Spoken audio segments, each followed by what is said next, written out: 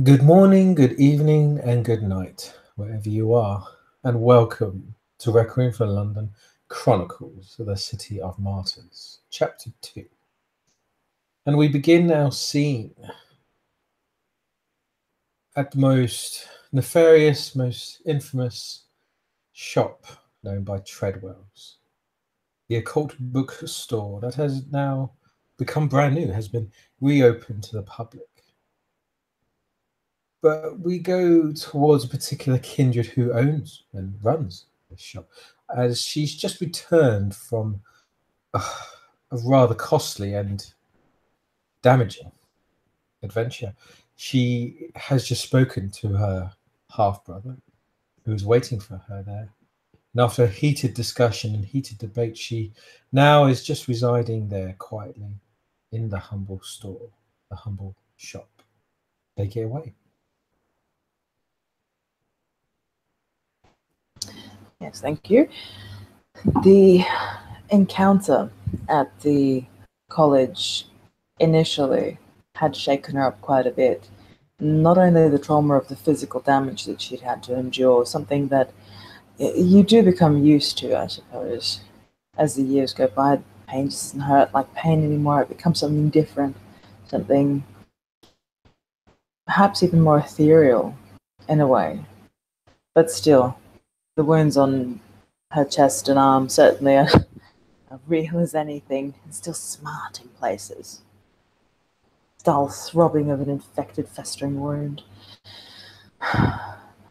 On that, add the pinprick that turned into a razor's cut, which then gashed open the wound in her very heart and her very soul, as she's forced to again look into the eyes of the man whom she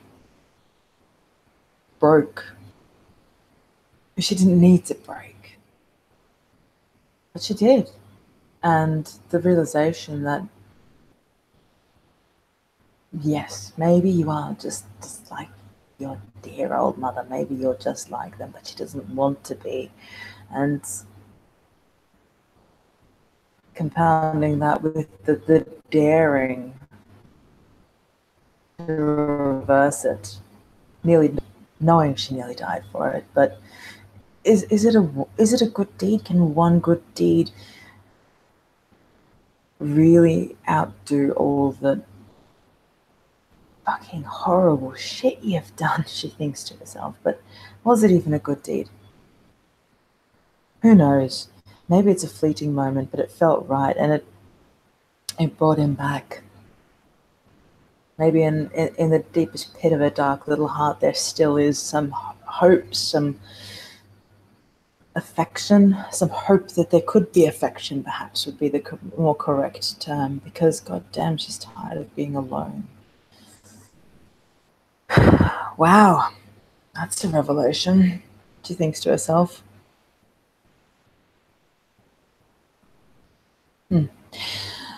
But needs must, and she looks at herself. I'm filthy.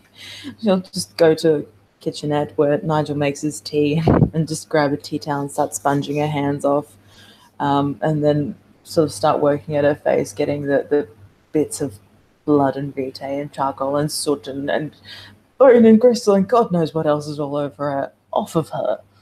Because there's one thing to be said for simply surviving something, but we are more than savages, are we not? Let us at least pretend so for even a minute. This is the sanity I need right now. And so she's just sponge bathing herself off and then just starts inspecting her clothing and begins almost fussing over herself. Because it's easier to do that than the introspection that maybe right now she doesn't really want. Your ghoul, your faithful servant, and perhaps friend, he instantly sees you. He fusses. He goes towards you and instantly just starts to. Are you okay? And I will run you a bath. I will grab whatever clothing. I will clean whatever items you have that need cleaning. He of course is every part of him wishes to help you, wishes to make you better, and you can see you're in some sort of distress, but of course knows better than to ask or than to approach. Look, good old Nigel, Nigel's a good boy, but I did give him the weekend off, and I'm a kindred of my word. So I'll just simply turn and say, Nigel, you're still on days off. Of course, Mum, but I thought that you might need me. I knew you were going off. If you'd be so kind, lay out some fresh clothes for me on the bed. And then go watch Netflix or something. Of course, Mum, I will. I will present with your most comfortable clothing, and he kind of bows and nods, and then I will retire for the evening and allow you your rest. Nigel, go.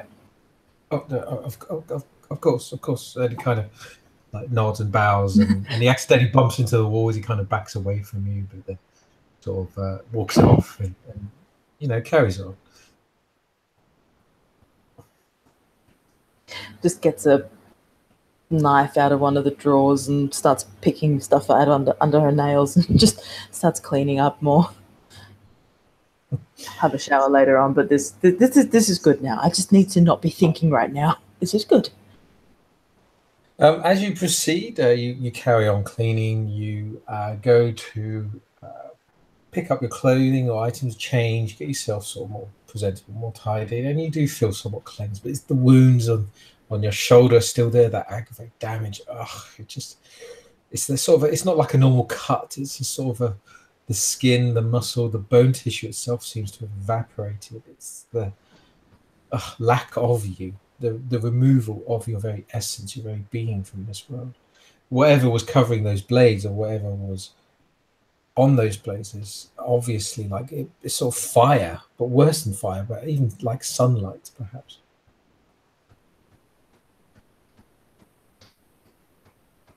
It's a reminder. And she'll just finish picking the blood and gunk and bits of jogger and God knows what else is under her nails out of her nails. And sort of turns the tap on, puts the knife in, doesn't want to. I'm not washing up. I'm the master around here. He can wash up, but I'm going to at least soak the DNA evidence off of that knife. I'm not an idiot. But yeah, just sort of wipes her hands again. And then sort of feels a wound, as you say. There's that, whatever it was on those blades, whatever was coating them, maybe it was the blades themselves. The mental kick in the teeth of you really need to stop playing around, regardless of whether you don't want to deal with it right now. You have work to do, and that end all and be all line comes down to it. You have work to do, girl. Get your ass to the study. Figure out what you can about this so that you can more effectively fight it next time, because now in a sense it's personal. They've taken, I wouldn't say the one thing that she cared about. Did she even care about it? But the college represented something. It was a center of learning.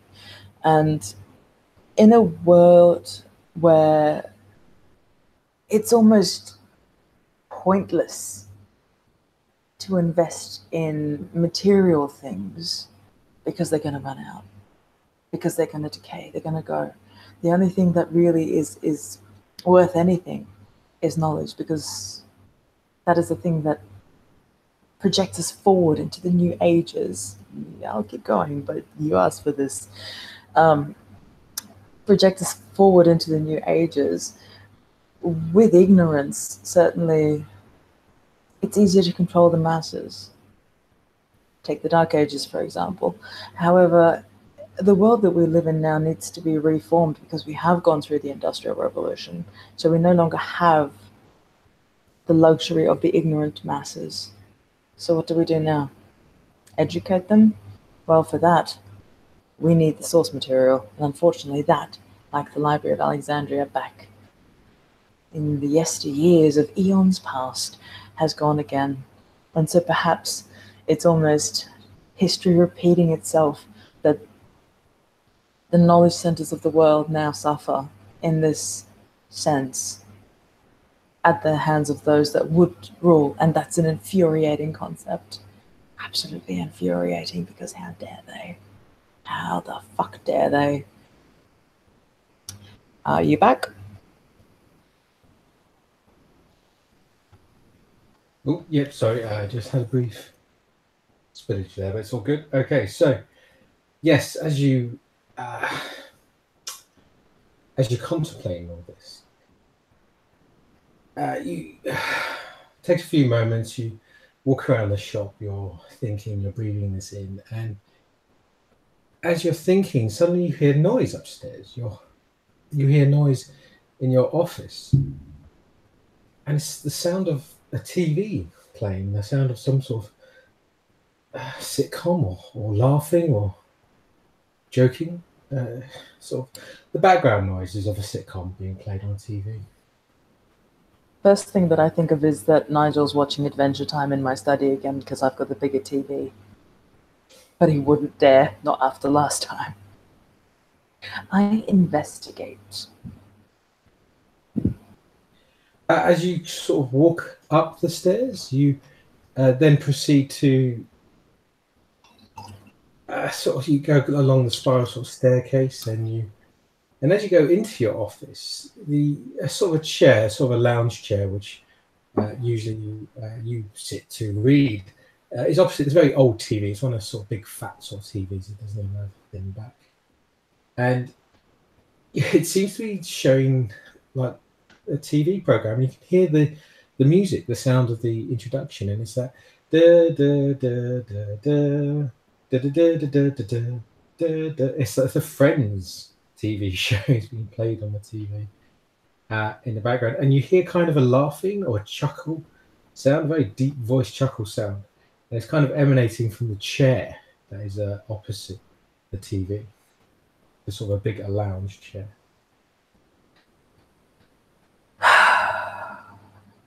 Stretch at beast, am I getting predatory aura? Who the fuck is this? Any smells, sights, sounds that I can identify? Something strange. You definitely sense something odd, something going on, but you can't quite put your finger on it, and it's as if your senses have been perhaps overwhelmed or at least blurred. How does my beast react to it? Confused or angry or frightened? Your beast is not intimidated, but as if not present, as if weakened, as if somewhat quiet. Very strange. Dampened, I think, is the best word. This figure is facing away from me. Yeah, you can only see the back of the chair. And as can I see the reflection of whomever is in the chair in the windows? No, there is light emanating from the TV, but the rest of the room is a bit too dark for you to kind of see. But if you do, as you are looking or you're investigating, you can just hear this sort of chuckle coming from the chair. And it's a sort of, oh, Ross, when will you learn?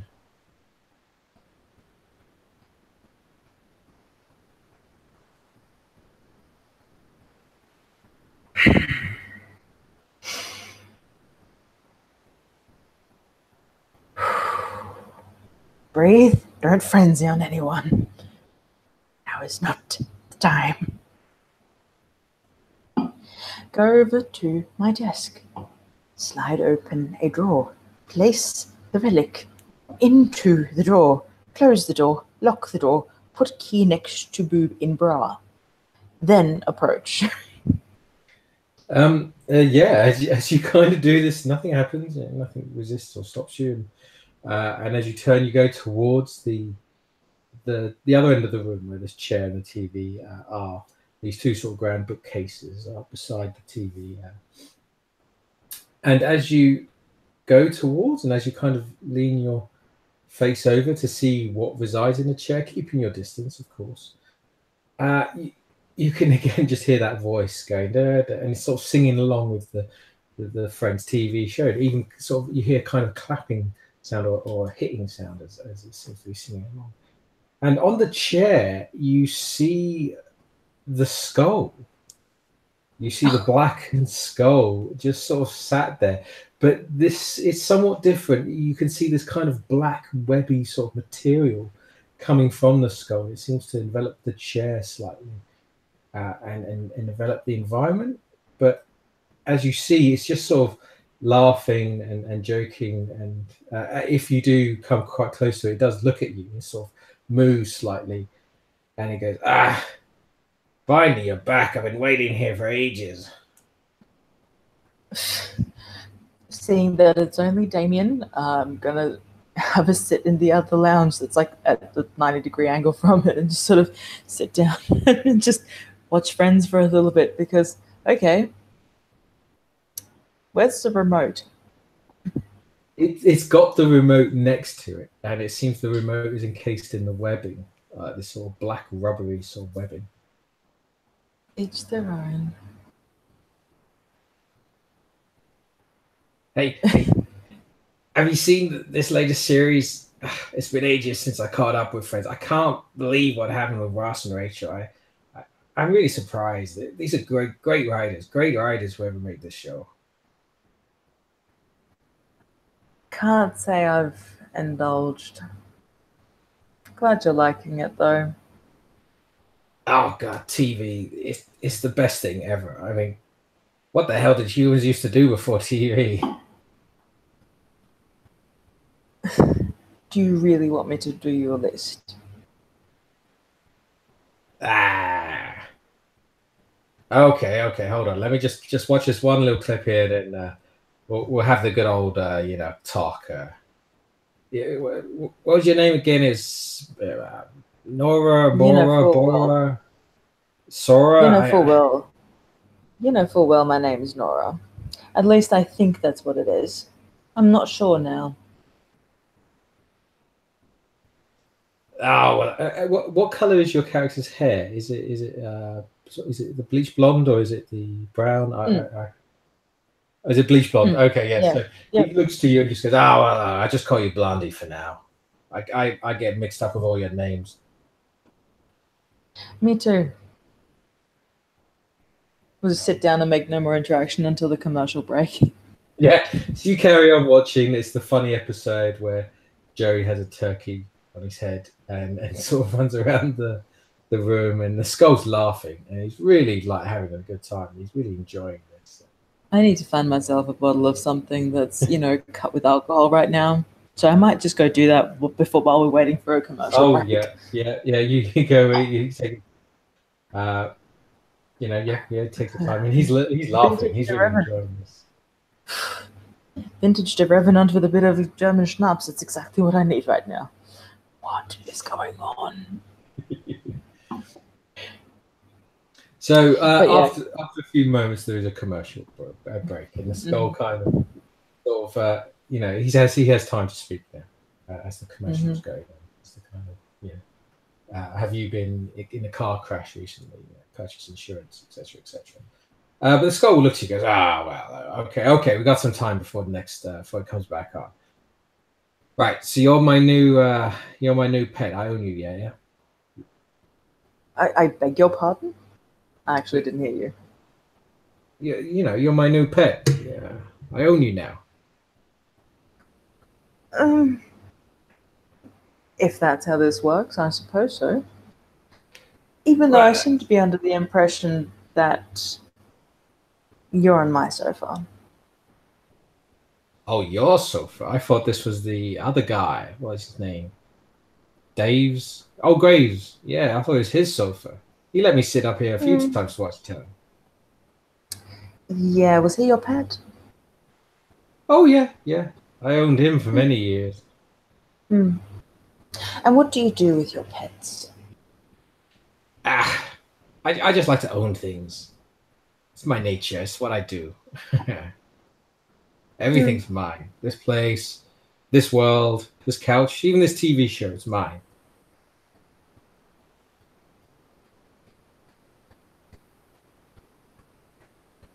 Keep your filthy, sarcastic mouth shut. Internally. I see. Most interesting.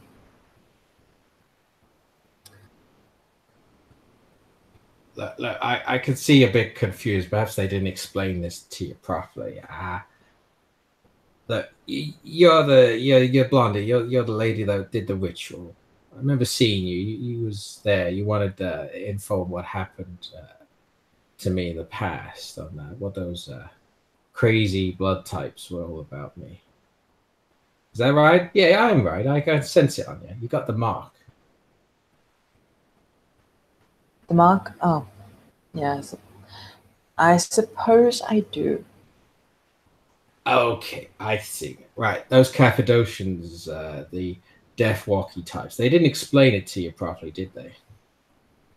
No, but to be fair, I also dove in at the deep end, so potentially it's a slap on the wrist for me. Go ahead. Right, I Nothing see. ventured, nothing gained. Graves used to say that a lot. I wonder how he's doing. So do I. Look. The ritual you performed, yeah, it's kind of like opening a door or window into yourself. You know, you get a glimpse of the great beyond and the other side, but as the door opens, a little bit of that other side comes back with you. It comes back and, well, marks you, makes you somewhat different. And I am that mark. I am that thing. And we're going to be spending a lot of time together from now on. Promise I won't put you back in the bar fridge. Ugh, don't be like that. Graves, he locked me in like a dungeon or basement for at least 20 to 30 years before he spoke to me again. Blah, blah, blah. Just because, you kill a guy's family, makes more, ugh, bony. This time she can't keep the sarcastic shit to herself and go, wish she could kill my family. Oh, yeah. I was in your head for a bit, and whew, that is one hell of a family you got there. I wish I remembered it, but I suppose we must be careful with wishes, huh? Oh, you wouldn't want to remember it. Well, perhaps one day you will. Then you'll get the joke. No, I truly do want to remember it, but you're not going to tell me, are you? Oh, there's a lot of things I'm going to be telling you. And there's other things I will tell you. For a price, for a cost, a deal is a deal. But just to clarify it all, you're mine now, and I own you for, well, the rest of eternity, or however your kind lives, or how long your kind lives. I keep forgetting. Some of you are quite old, some of you are quite young. Eternity is overrated. I wouldn't be counting the chickens before they hatch, my friend. Well, look, there's nothing to the role. I basically, keep me clean, make me watch telly every now and then, and put me in a dark place. And perhaps if you find a relic or two, I could give you some information and provide some tasty secrets. All at a cost. I know this game. Look, one thing I want is out. I want my body back. I want my essence back. I want to be back in your world. I want to claim what's mine. But I'm not even sure you can figure that one out. Graves couldn't.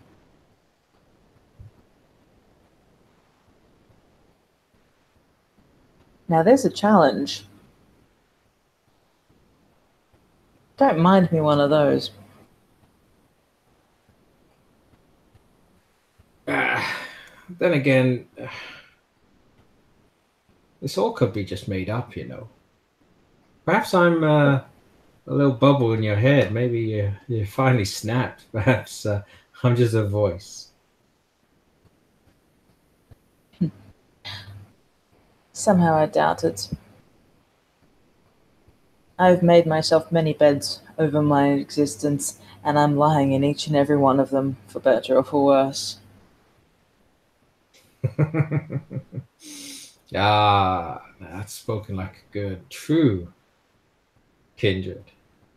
Ordo, Dracula, whatever you're calling yourselves these days. What does it matter anymore? None of those left. Oh, you're talking about the whole, you know, what's it called? The Night of Storms, the Enlightened, those fellas. Yeah, they're big fish. They're big fish. And Well, you own them. Why don't you tell me? oh, I don't own them. They don't own me. They're a I whole thought you different. owned everything. Ah, look, I try to own everything. God, look at me. I got my limitations. I am a skull on a goddamn couch watching TV after all. I'm not crazy. But yet you seem to be under the impression that you own me. Oh, I do. I do. We won't go into that, I hope. But yeah, let's just make it easy for both of us and say I do. Yes, let's make it easy for both of us, one battle at a time. Look, yeah, those in line for look. I know you got some questions, and we got plenty of time to get through all of that. But it may be best if we left town. Maybe I don't know. See a beach. It's been ages since I've seen the sea or the beach. Ugh. I don't want to lose you. It takes ages to claim another soul, another person. It's like picking a nice pet, isn't it? You're gonna have to look after it. It is, and it's so annoying to remember all the names and the emotional stuff and the who killed who and whose family died and oh, I want my skin back. It just gets boring after a while. So, why don't we begin with the non-boring things? While you were in my head, I asked you a question. You nearly answered it, but you didn't. Why don't you answer it and I'll take you to the beach? And go Oh, stargazing. I'll explain constellations and everything. look, you asked you for your memories. I gave you one of your memories. The nice ones. One of them. I don't want the nice ones.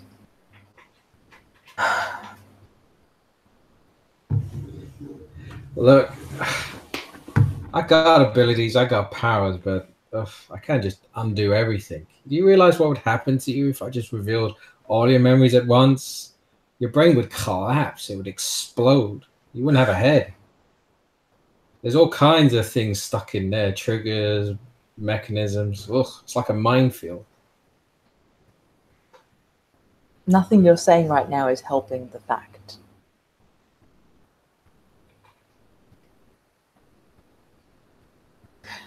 Oh, I'm sorry. I hate to see my Oh, pets so upset. keep your pity to yourself.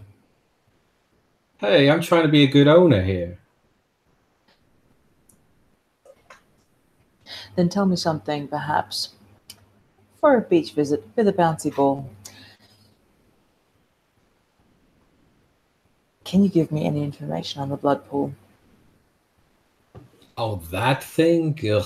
That thing. It's old, it's boring, it's cursed and all sorts. It's what you Elaborate kindred on cursed. use. Oh, anything your kind touches is cursed. It's what you lot used to use it back in the old Roman time. What they call the Camarilla. You know, it's what the leaders of each of the sectors used to use to reign dominance all over, to unite the fractured countries of the world, or something they used to say. But they went up hell in a handbasket. I think most of them fried or burned. Most, but not all. Would you say that it's the link direct to the Dark Heart of London, or is that something else? Come on, we've got one more commercial break left. Yeah. He kind of looks and goes, ah, that's a whole different bag. The dark heart of London, the thing that sleeps below. That's a lot more tasty, a lot more heavy. But the blood pool, that's just what you kind used to run things back in the day. I don't think there's many of them around. It may be the last. Huh. But the dark heart of London, now that's juicy stuff. Look, let me tell. Oh, wait, Joey's back on. Sorry, and he kind of his head turns to the TV and sort of carries on watching. Da, da, da, da, da, da, da, da, da, da, da. He sort of hums to himself. We will wait for the skull to be ready.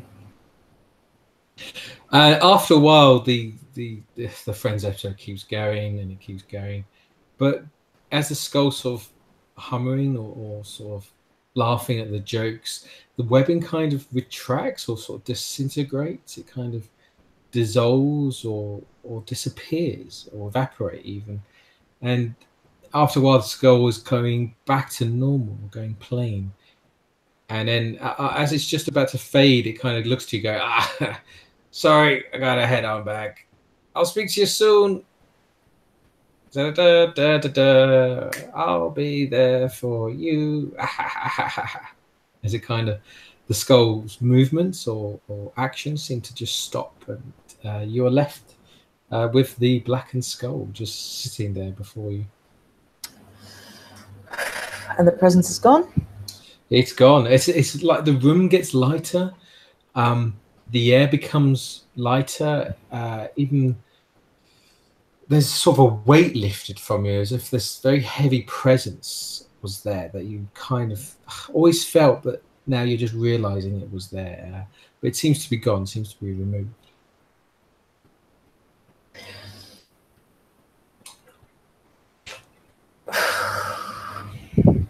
Just shatters the glass in her hand and then just goes, ow! Starts picking the glass out of her hand. This is that moment of, God damn, you know, but you won't tell me.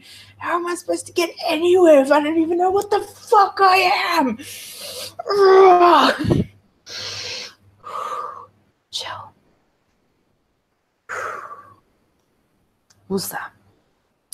Where's Mr. Skull's blanket?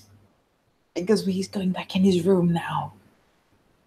Oh, it's laying there, or it's still in the room. It's laying and as you look, you can see scuff marks on the floor where obviously the skull has somehow escaped or moved or towards the couch. And as it has moved, and even the couch is this black stain, this sort of decay seems to go across your floorboards and has actually ruined the chair, the couch now.